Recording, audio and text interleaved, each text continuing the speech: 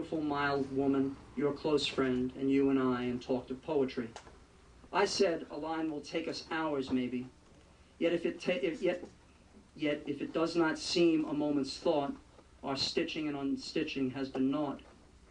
Better go down upon your marrow bones and scrub kitchen pavement, or break stones like an old pauper in all kinds of weather. For to articulate sweet sounds together is to work harder than all these, and yet be thought an idler by the noisy set of bankers, schoolmasters, and clergymen, and martyrs, the martyrs call the world. And thereupon that beautiful, mild woman, for whose sake there's many a one shall find out all heartache on finding that her voice is sweet and low, replied, to be born a woman is to know, although they do not talk of it at school, that we must labor to be beautiful. I said, it's certain there's no fine thing since Adam's fall, but needs much laboring.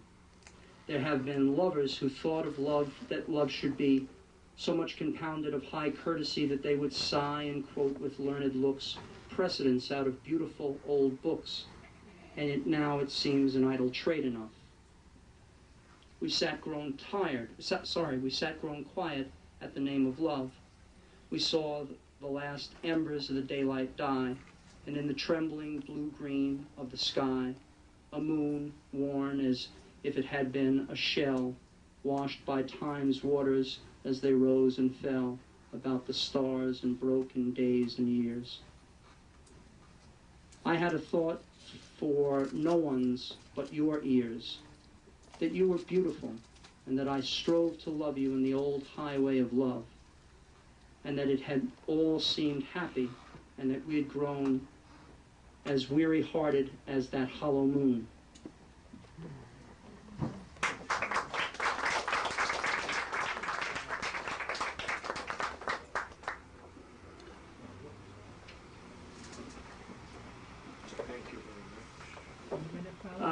Stephen Dedalus is getting ready to leave for France, and these are his last thoughts before he gets on the boat and gets ready to go.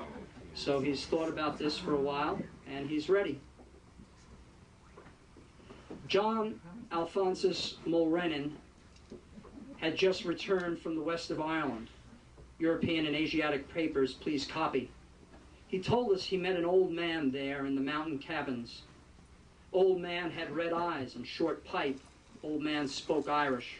Mulrennan spoke Irish. The old man and Mulrennan spoke English. Mulrennan spoke to him about universe and stars. Old man sat, listened, smoked, and spat.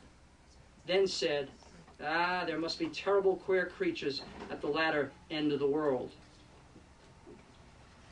I fear him.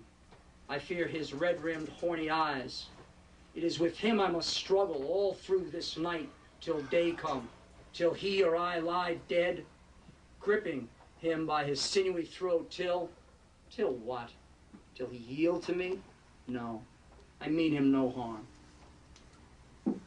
Met her today, point blank, in Grafton Street. The crowd brought us together. We both stopped. She asked me why I never came. Said she had heard all sorts of stories about me. That this was only to gain time. Asked me, was I writing poems? About whom? I asked her. This confused her more, and I felt sorry and mean. Turned off that valve at once and opened the spiritual heroic refrigerating apparatus invented and patented in all countries by Dante Alighieri. Talked rapidly above myself and my plans. In the midst of it, unluckily, I made a sudden gesture of revolutionary nature. I must have looked like a fellow throwing a handful of peas into the air. People began to look at us. She shook hands a moment after, and in going away said she hoped I would do what I said. Now I call that friendly, don't you? Yes, I liked her today. A little or much, don't know. I liked her, and it seemed a new feeling to me. Then, in that case, all the rest, all that I thought, and all that I felt.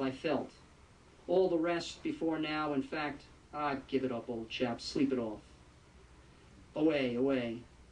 The spell of arms and voices, the white arms of roads, their promise of close embraces, and the black arms of tall ships that stand against the moon, their tale of distant nations. They are held out to say, we are alone, come. And the voices say with them, we are your kinsmen. And the air is thick with their company as they call to me, their kinsmen, making ready to go, shaking the wings of their exultant and terrible youth. Mother is putting my new second-hand clothes in order. She prays now, she says, that I may learn in my own life and away from home and friends what the heart is and what it feels. Amen. So be it. Welcome, O life. I go to encounter for the millionth time the reality of experience and to forge in the smithy of my soul the uncreated conscience of my race.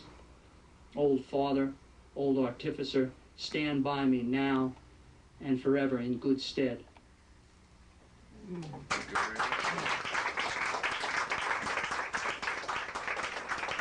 Thank you, Professor Dennis Callahan.